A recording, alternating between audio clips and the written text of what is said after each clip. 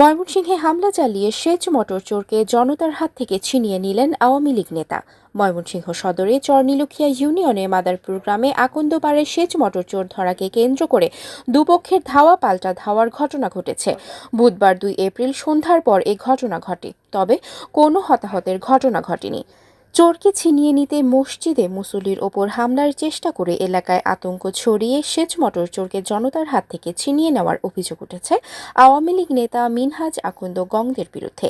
এ বিষয়ে সেচ মোটর মালিক ও স্থানীয়রা জানান, মিনহাজ এবং মেহেদি নুমান মিনহাজের আরো কিছু বাইকনা আরো কিছু বাইনসারি তারা মিললে আয়া জোর পর্ব কারণে হঠাৎ করে দাও বডি এগুলো নিয়ে আয়া অনেক অ্যাটাক করার পরে আক্রমণ করার পরে এই ছেলেটার এনতে জোরপূর্বক তারা এন থেকে মানে লয়ে গেছে গা।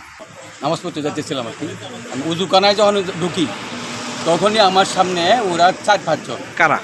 মানে মিনহাজ, পরে ওই জায়গা মিনহাজের ভাগ্নে একটা আছে, এইটা ভাষারের ছেলে, আর ওই জায়গা এই এক রুমান, একটা আমার ছেলে রুমান, আর জাইদুলের ছেলে, এটার নাম কি রাজুল ছেলে, এটার নাম খেয়াল নাই, মেহেদি। এই 4-5টা দাও, 3-4টা দাও নিয়ে আইসা আমারে অ্যাটাক করছে। আমারে কূপ দিছিল, পাতারে কূপ দিছিল মারার জন্য। আমি আল্লাহ বাঁচাইছে, আমি বৈশা গেছি।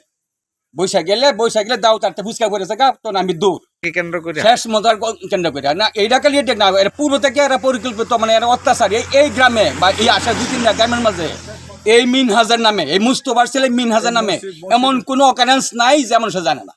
মানুষকে, দুর্বল মানুষরে সবল যারাই পায়, হ্যাঁ অত্যাচার, জুলুম, হাইজাকি, জাহাজানি, চুরি, ডাকাতি, ট্রাক থেকে শুরু করিয়া সবকিছু করে।